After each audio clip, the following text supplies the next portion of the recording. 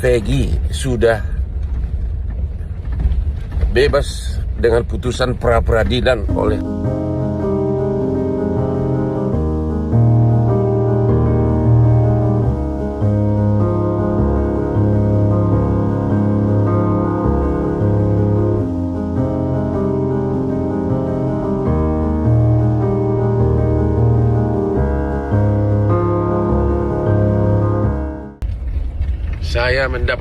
Saya mendapat kabar Peggy sudah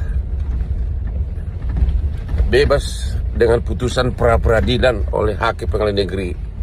Ya. Halo Peggy, mau nggak gua traktir makan ramen di Hotman Ramen? Ya.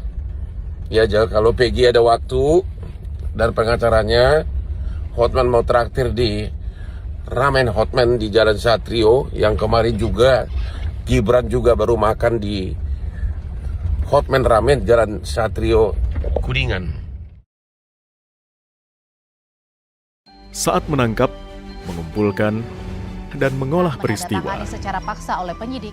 kami kerahkan upaya terbaik. Ketika menyampaikan berita serta informasi, kami tak sekadar menyapa.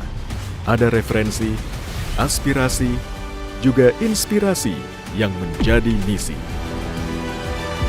Sapa Indonesia di Kompas TV. Independen, terpercaya.